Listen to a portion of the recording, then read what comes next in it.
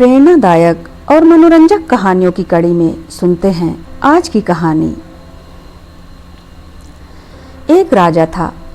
एक दिन वह सिपाहियों के साथ वन विहार को निकला। जंगल में राजा को प्यास लगी। उनका पानी खत्म हो चुका था।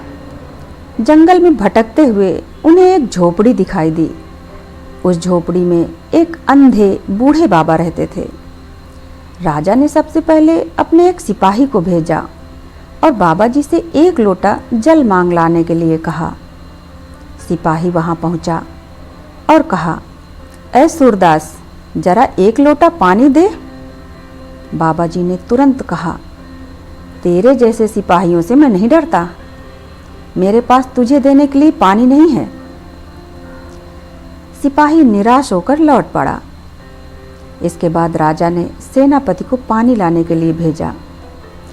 सेनापति ने उस व्यक्ति के समीप जाकर कहा, ए अंधे, तत्काल एक लोटा पानी दे। बाबा जी ने कहा, पहले वाले के तुम सरदार मालूम पड़ते हो। जाओ यहाँ से, पानी नहीं मिलेगा। सेनापति को भी खाली हाथ लौटना पड़ा। यह देख करके राजा स्वयं पानी के लिए चल पड़े। उस व्यक्ति के समीप जाकर के राजा ने सर्वप्रथम उन बाबा जी को नमस्कार किया और कहा, प्यास से गला सूख रहा है। एक लोटा जल दे सके तो आपकी बड़ी कृपा होगी। बूढ़े बाबा ने सत्कार पूर्वक उन्हें अपने पास बिठाया और कहा, आप जैसे श्रेष्ठ जनों का राजा जैसा आदर है। लीजिए, जल पीजिए, और भी कुछ सेवा हो तो बताएं। राजा ने शीतल जल से अपनी प्यास बुझाई और अंधे बाबा से पूछा, आप तो देख नहीं सकते, फिर जल मांगने वालों को सिपाही, सरदार और राजा के रूप में कैसे पहचान पाए?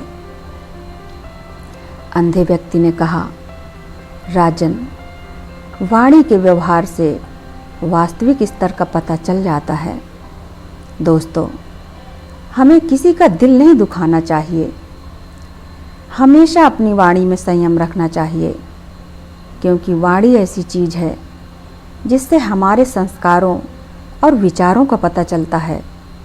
जो लोग तुच्छ प्रकृति के होते हैं वह वाणी से हमेशा ही दरिद्र रहते हैं, लेकिन जो व्यक्ति जितना ही बड़ा और महान होता है उसकी वाणी उतनी ही मधुर और मीठी होती है। इसीलिए कहते हैं कि फले हुए वृक्ष और भरे हुए बादल ही नीचे झुकते हैं। धन्यवाद।